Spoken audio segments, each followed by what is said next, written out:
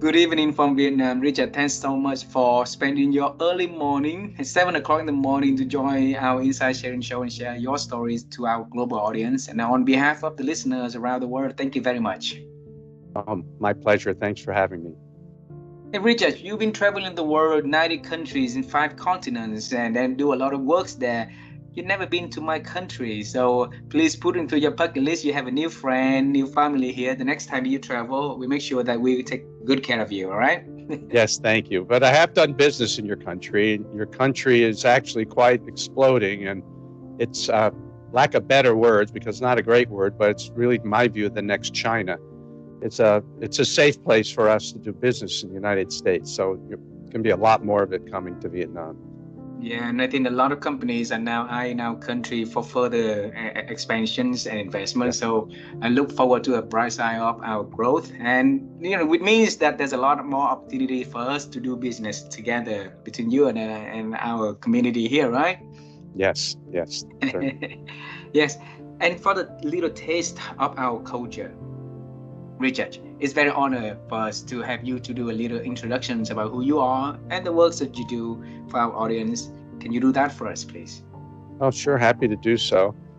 I've been, I say I've been in the business 65 years because I was born an expat. I was actually born in Japan, and and of expat parents. So I kind of grew up in the global world right from the start. I've been in global business for 45 years, and all that time in human resources. That's my specialty.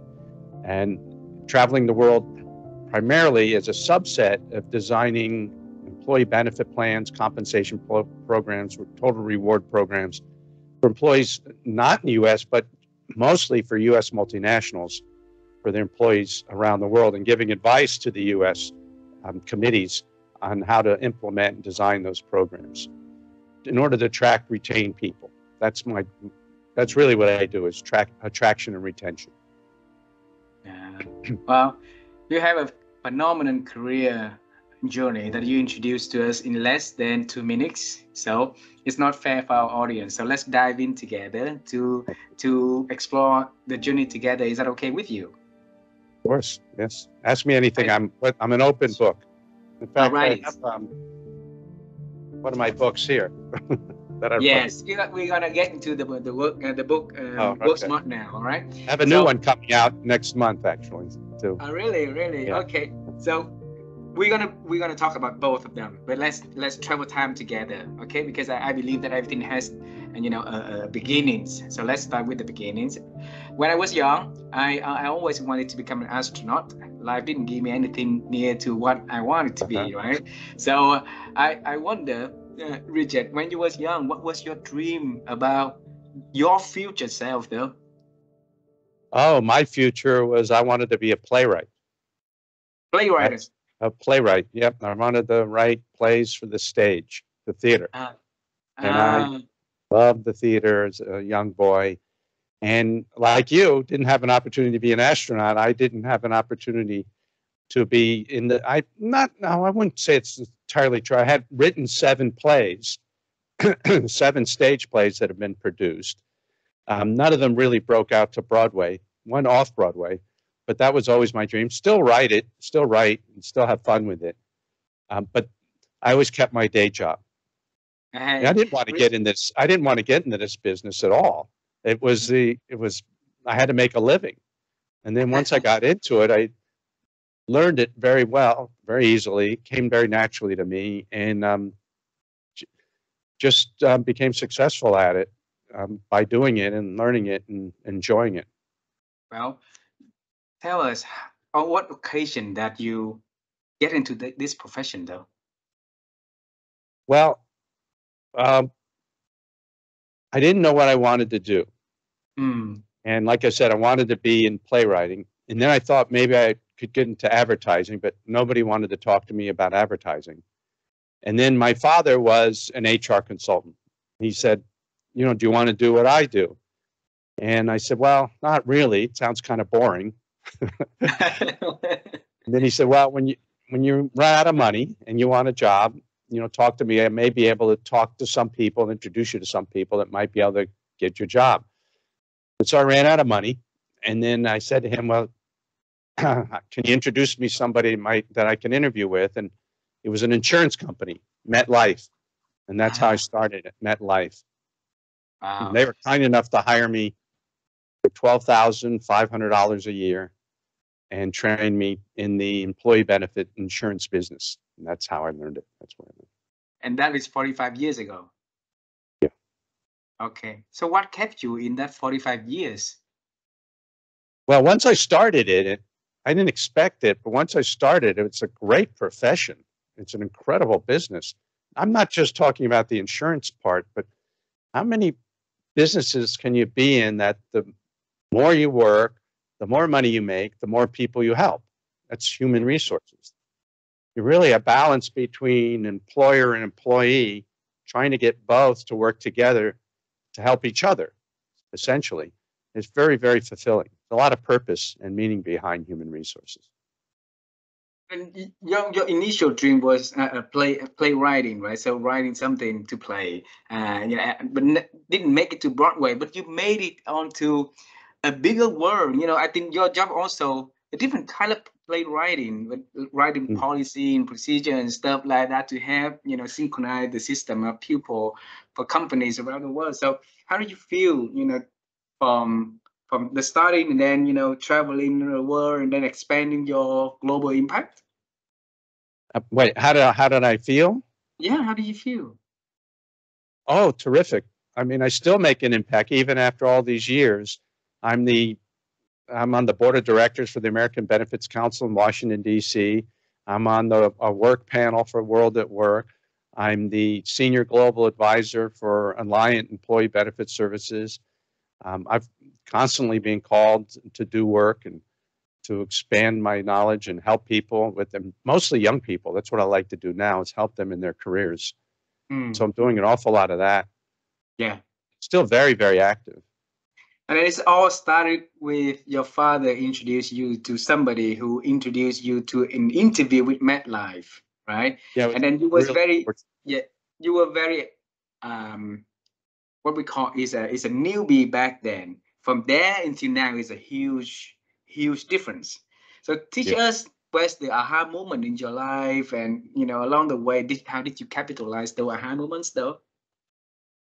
Okay, well, I think first that very individual. I know people get into human resources and they don't like it, and then they move on to something else, or moreover, they're just not good at it. And you need to have a combination in yourself of enjoying something and then also being good at it. And then finally, somebody that wants those skills from you, an employee of some sort, or like me, I started with employer for many years, then went out on my own business and started my own business.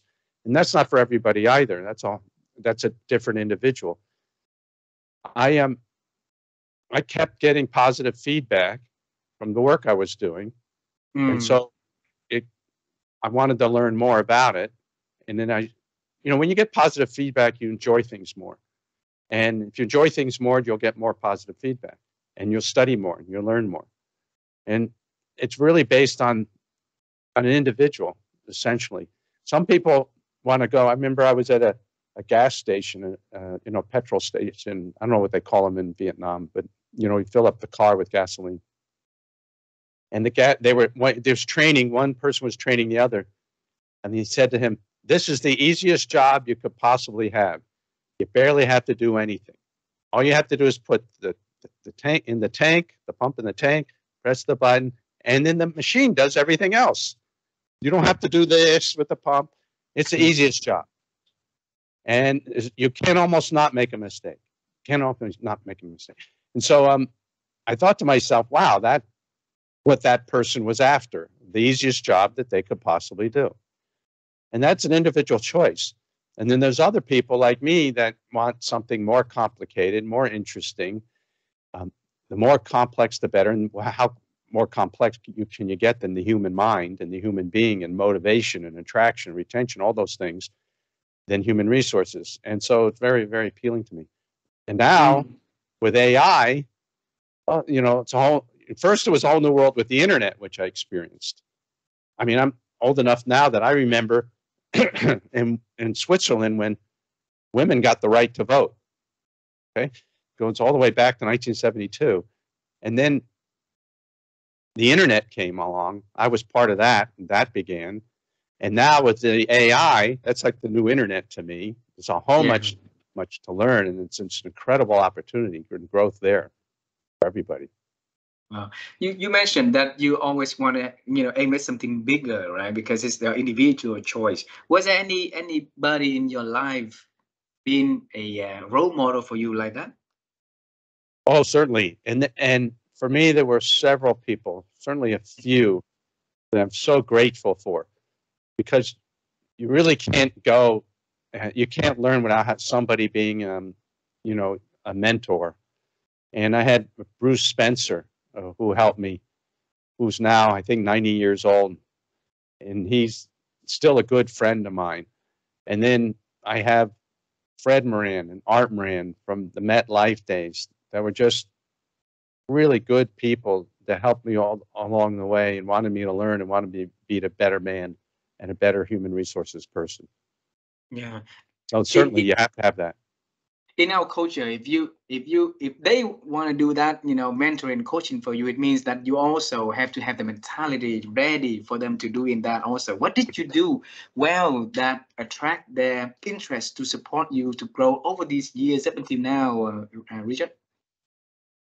I think what I did well, it was I remember it was a famous, I don't know about famous, but a very wealthy fund manager, money manager. He said, I said to him, I asked him, I said, how do you differentiate yourself from others in the business of money and making people money?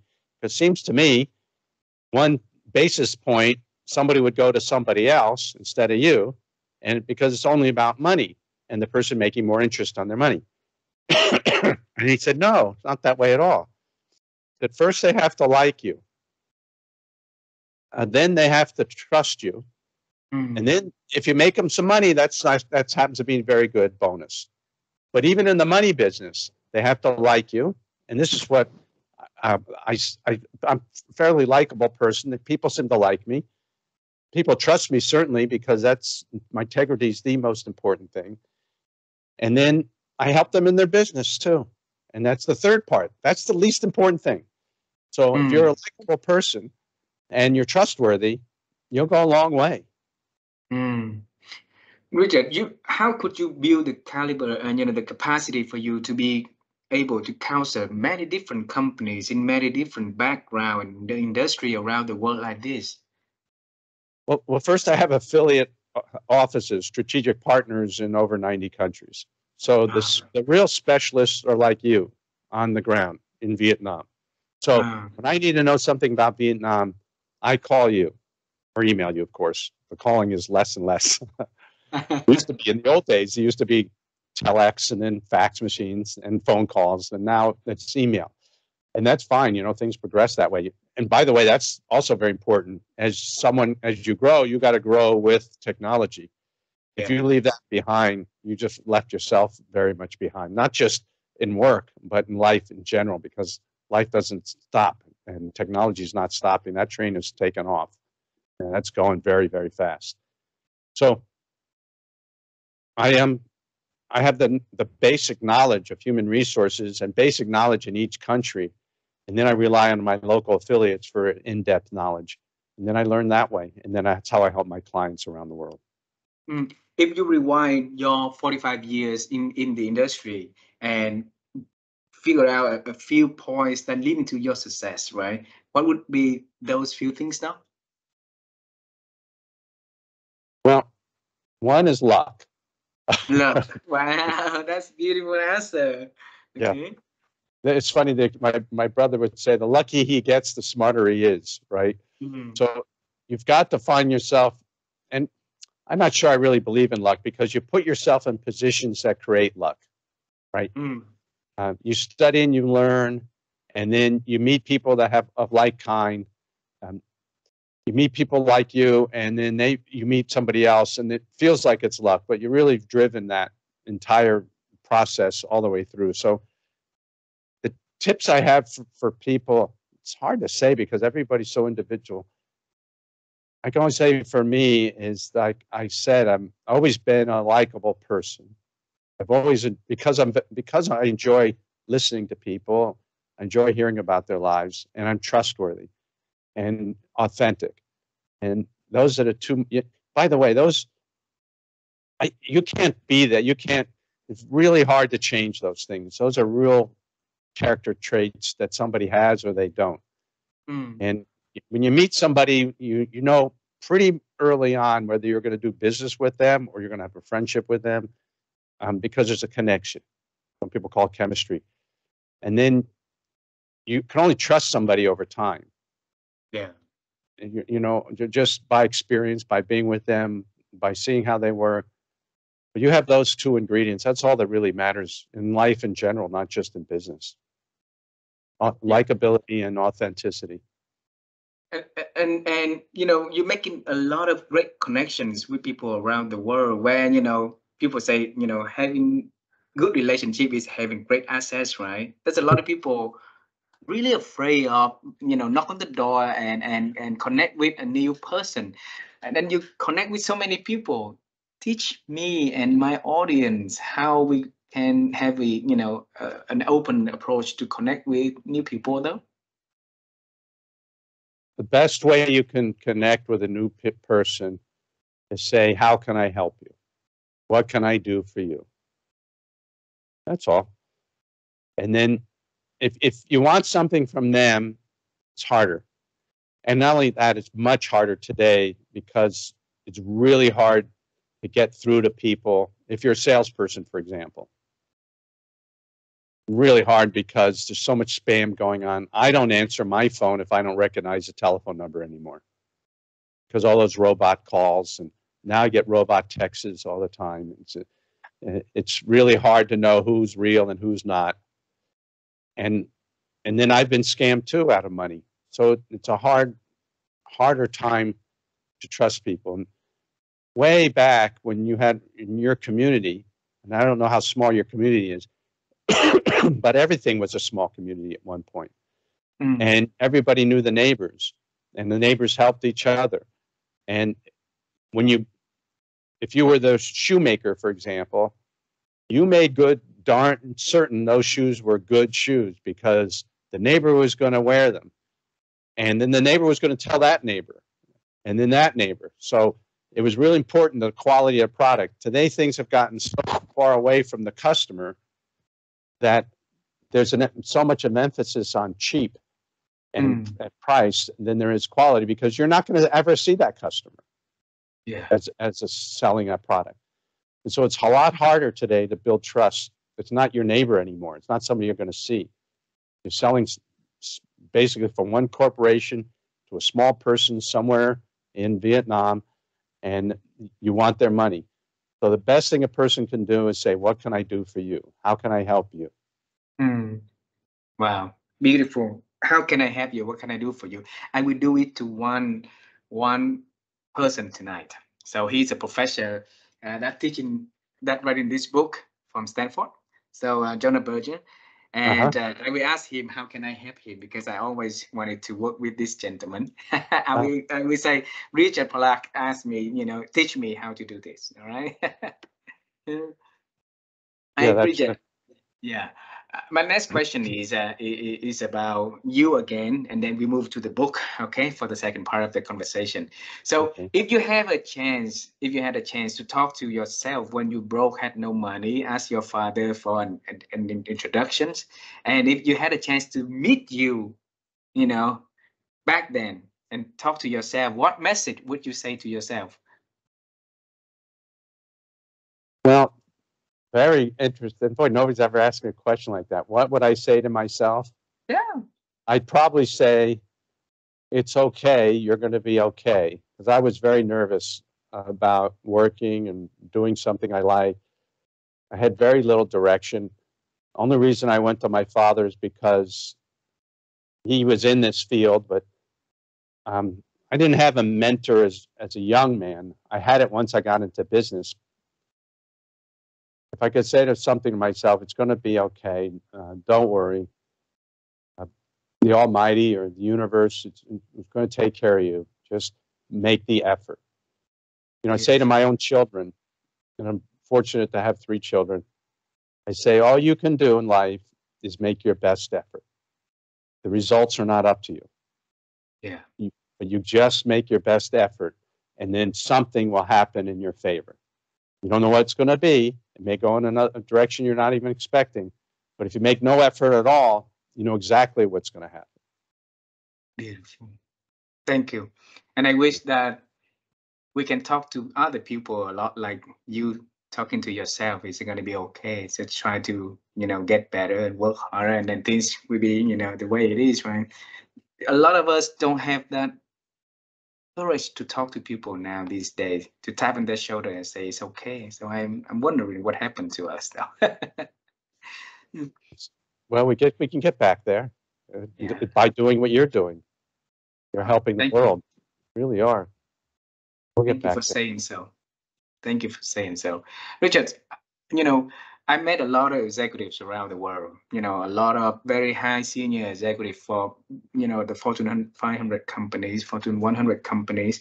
And two things that commonly I found in our conversation with them was, one, they wanted to start their own business because they'd be able to run $1 billion business. Right? They thought that they could run their own company. And I always encourage them that they can always do it when they decided to do so. Second was writing a book, sharing their experience. So you've been running your own company, sold the company, you've been writing your book, and then you're gonna have a second book coming in about a month's time. All right. So congratulations for that. Tell us, since when you have the passion to write? Well, remember, I was always wanted to be a playwright, so I've always Ah, written, right, to the theater. So I enjoy the writing. And then I was waiting until I knew enough to be able to write a book on business that might be helpful to others. And that's how I got to that point. I am, I was thinking that this next book's written, but I have a third book. And if today with AI, if you write down it's not hard to do now with AI. You write down what you want to write about, and then you ask AI to write your notes into a book form, and it will do it. So you just need to have in your head. It's not going to write what's in your head.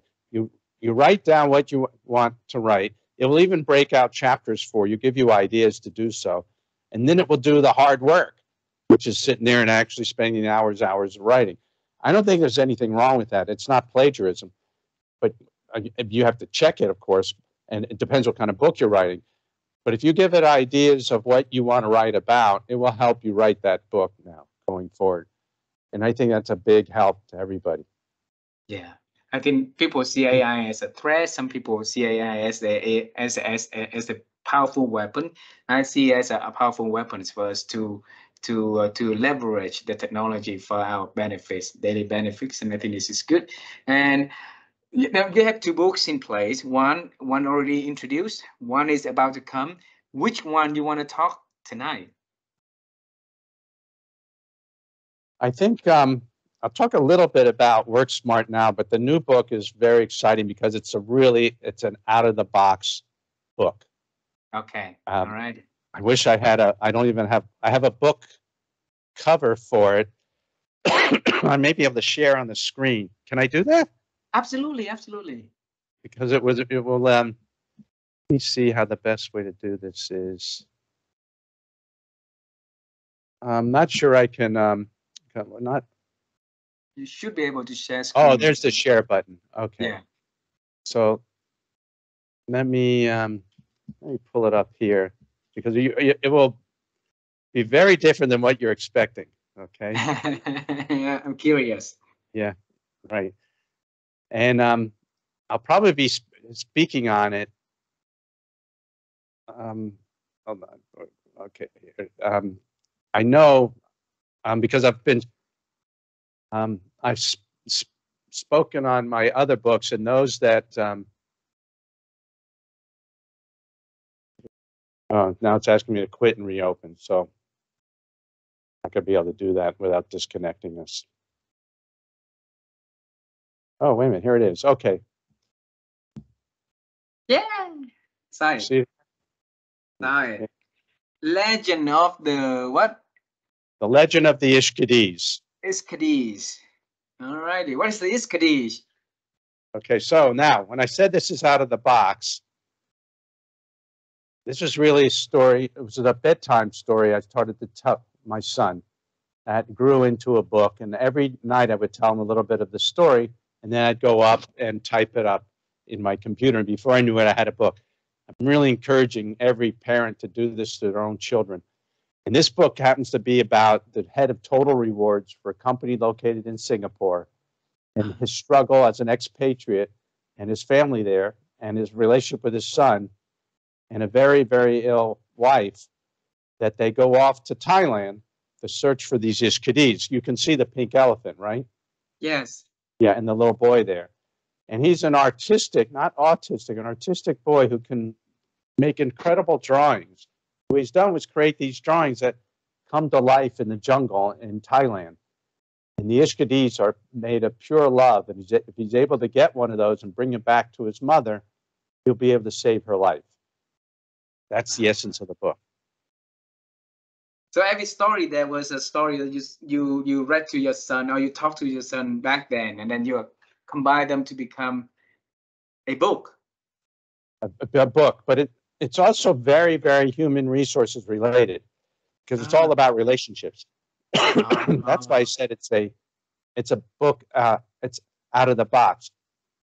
In taking the relationships in the book, the father and his father, the grandpa and the child, the wife and the husband, co-workers, right? The father and the grandfather, superior reporting structure, a child who is somebody you want to mentor. All these are the lessons of the book. That is no different than the dynamics that go on into an office. Everybody has a boss, everybody has a coworker, everybody has somebody younger, and everybody wants, the whole point is you bring that ishkadi together, which is love, amongst you in your office. Everybody's going to grow together and become greater people. And that's what I'm trying to say through a book in a different way. So it's fiction. It's not a prescriptive book like Work Smart Now or any of those other books you have on your shelf, but it's a different way of looking at improving the workplace. I'm trying to do something out of the box, basically. Wow. How did you come up with that idea, though, to write something that out of the traditional HR framework to write a stories instead? Here's what I think. Mm. I think every single one of us has that ability to do that. All we have to do, like if you're going to tell your child, most of us read published books to our children at bedtime, right? What if you just sat there like I did and just say, want me to tell you a story? And the child, sure, tell me a story, Daddy or Mom. And then you think of a story and whatever comes in your mind, you start building a story from that. You look around the room, you say, see that bedpost? That wasn't always a bedpost. That bedpost came from your grandparents 100 years ago. And you know what that bedpost has seen? Your grandmother was a little girl. She also had a mother and a father like this. And then you go on and tell your story as you would, but you start with an open mind and you pick something out in the room and then you create a story all around it, or whatever comes in your head. And I think everybody can do this. And it creates a special story for you and your children that between just you and that child. That's what I want to encourage people to do. Wow. That's very improvised there. Pick anything. Yeah. And it may take a little time and it may be harder to do in the beginning, but if you let yourself go, we all have the capabilities to create a story for our children. Oh. So what is that the book is about? You know, if you pick one thing in the book that you want to share with us, you know, what would that be? Well, it's love. And that's what the Ishkadis are. The Ishkadis, you can't touch love, you can't grab it, you can lose it, but you don't know where it is, and you don't know what it is exactly, but it's in every one of us. And that's the basis of the story. That's the basis of all of life to me, is love. And it's in every single one of us. It's not just us, it's also in every animal, every living creature. It's the only thing that keeps us all together. Even though there's a constant downward pull from every one of us as well, to go towards the love, to go towards the darkness. And some of us, sadly, fall into that space. Then once you fall into the darkness, and you see this in all these hero movies, it's really hard to get out of it. And you see it in the world, in these horrible, horrible governments, and how they treat the people. These megalomaniacs, these egomaniacs, and so on. They didn't start that way. They started as babies. Wow. So what happened that you picked the relationship, the love, to be the second book and write about that, though? I struggled in my relationship with my father. Oh. So I had a son that I didn't want to have the same relationship that I had with my father.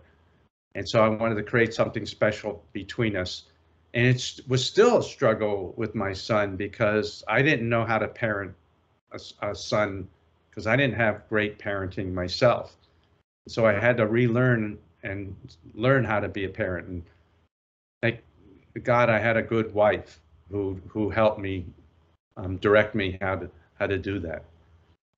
Did he know that you wrote this book? A part of that is for him? Oh yeah, he knows about it. Yeah. Did he read it? In fact, it's his name in the book. His name is on the book. The little boy's name is Emmett, and that's my son's name. Yeah. What is his name? Emmett. E-M-E-T. E-M-E-T. Emmett. Alrighty. His name is strange. I never heard. I never seen the name.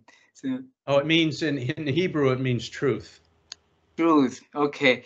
Tell him that he has a wonderful father who is struggling, but then he's trying every day to make it right. So like you say, just try to get better every day, and the result will come, right? So yeah, thank you. I'm trying every day, and that's what it takes every single day. Well, I admire you for that courage to make right. So thank you. I had two last questions before we end the conversation today. All right. Well, wait, can I hear about your life at all? Huh? Can I hear about you? Absolutely, absolutely. What do you want to hear from me? Do you have children? Do you have a family? I have three. My daughter, she's in the States for her psychology major at the moment. My other two children we will send to the States, one next year, one this year, and one in 2 years. So for them to study high school. Where are they? They're in Seattle. Oh, well, yes. How can I help them? Wow, wonderful, wonderful. Well, I'll connect my daughter to you, and I'll ask her how can she be as service to you. So sure, let's put it that way. Very happy. Yeah. Yeah, thank you very, very much for asking. So, Richard, my wife and I, we have a personal project that we want to help people to improve their ability to think, because we believe that with so many noises today, our ability to think has been diminishing. So it's not increasing, but it's decreasing. You have a phenomenal career, and every day you're trying to get better. So there's a lot of thinking process in between every day for you over the years.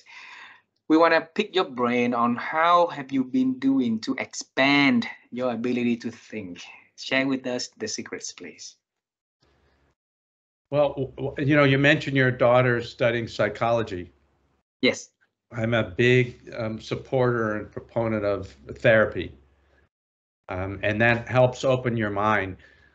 Along the way, and that's part of the book too, that once you hit 9 years old, your soul gets chipped from the world. The reality hits in, it becomes harder to become pure. Until 9 years old, you're very, very mostly pure soul. And so as we get older, we get chipped away. And and then it clouds our vision. It's like a car going, an older car. The headlights get so fogged up from being so old and so long and not clean. Therapy will clean all that stuff out in you, give you a lot more clarity. We'll get rid of the things that are holding you back. And the highest level of that would be psychoanalysis, where you go very, very deep into your mind, and you just get a lot of clarity. And once you get clarity, it really is the difference between a cloudy sky and a perfectly blue sky. You can see things you couldn't see before that were holding you back. Some of us are sadly are so at that point damaged or chipped or whatever that they become addicts or alcoholics. I'm not even talking about them. I'm talking about each one of us as individuals can benefit from opening ourselves up through clarity, through therapy, from a licensed professional who's able to get in there. Not your friend, not your wife, but a licensed professional that can really clear out your mind so that you can be even more successful and do what you want to do.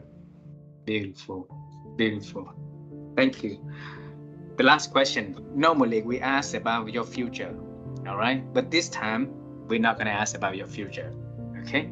Because I wanna be at service to you, all right?